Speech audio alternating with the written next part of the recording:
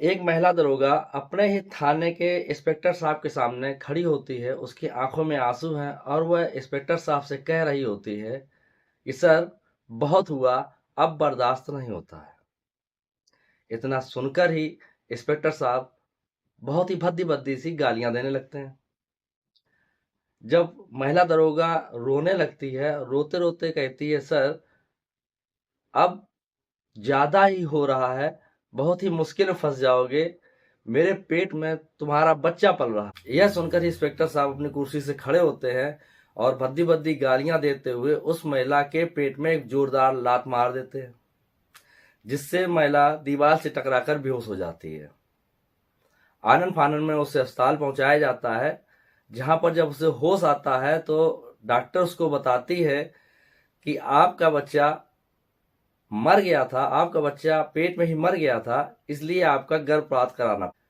महिला दरोगा दुखी होती है, फिर भी वह सोचती है कि शायद अब अति हो चुकी है, शायद अब इंस्पेक्टर साहब उसे परेशान न।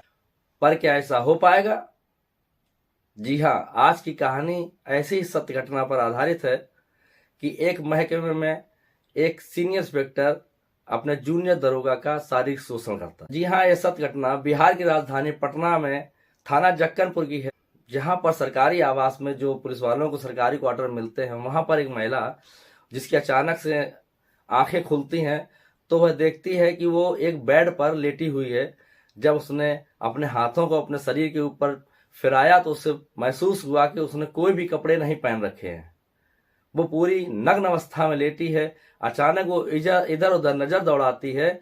वह देखती है कि उस जो वो क्वार्टर है, उस क्वार्टर में जो फोटो फ्रेम लगा हुआ है वो सीनियर इंस्पेक्टर का लगा हुआ है। वह समझ जाती है कि मैं इस समय सीनियर इंस्पेक्टर के कमरे में हूँ, लेकिन वो इतनी डर चुकी होती है कि जो बेड पे पड़ा हुआ चादर होता है उसे ही लपेट लेती है।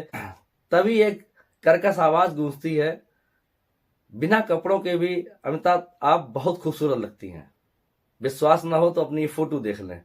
उसको इंस्पेक्टर साहब, जो कि वहीं कमरे में होते हैं, वह उसको उसकी नग्न अवस्था वाली फोटो और वीडियो दिखाते हैं। देखकर महिला दरोगा बहुत ही डर जाती है, लेकिन इंस्पेक्टर साहब कहते हैं, डरने की जरूरत नहीं है, जैसा मैं कहता जाता हूं वैसा ही करते रहो, मेरी पकड़ बहुत ऊपर तक है। मैं 3 साल से इस थाने में जमा हुआ हूं, मेरा कोई भी अभी तक ट्रांसफर नहीं करवा सका। महिला दरोगा अपने दिमाग पर जोर डालने लगती।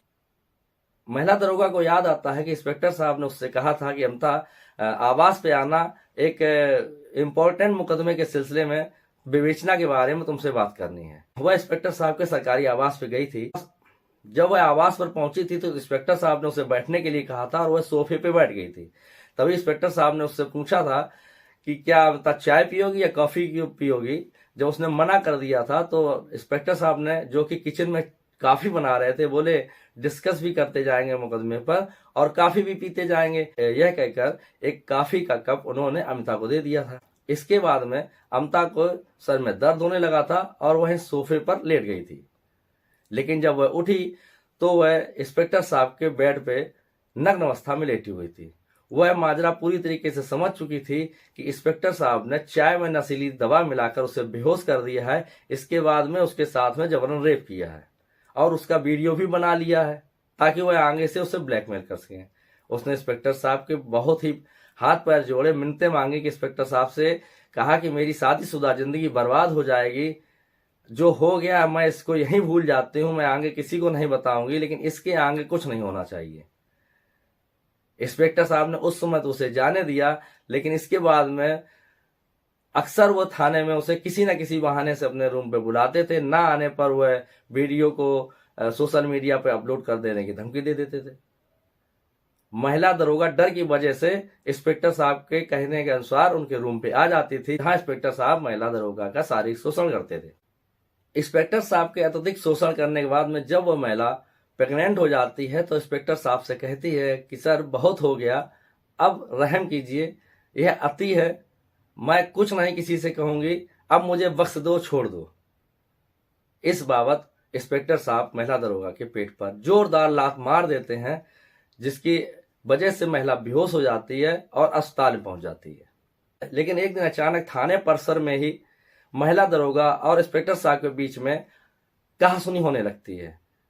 जो वहां पर महिला पुलिस वाले भी थे, होमगार्ड थे, कई पुलिसकर्मी भी मौजूद थे, जिनके सामने ये बहस होती है, जहां पर ये सब आरोप प्रत्यारोप एक दूसरे पे लगाए जाते हैं, जिससे लोगों को इस बात की जानकारी हो जाती है। धीरे धीरे ये खबर सोशल मीडिया पर या लोगों के पास में एक दूसरे के द्वारा पहुंचने लगती है।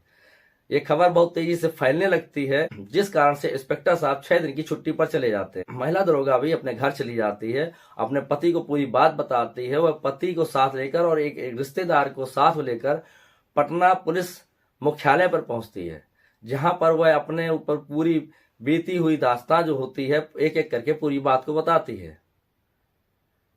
जब ये खबर पुलिस महकमे में पहुंचती है तो सभी लोग सोचने लगते, क्या जो एक महिला दूसरे की रक्षा करने के लिए जिसने वर्दी पहन रखी है, उसी के थाने का इंस्पेक्टर उसका शोषण कर रहा है और वह कुछ भी नहीं कर पाती है।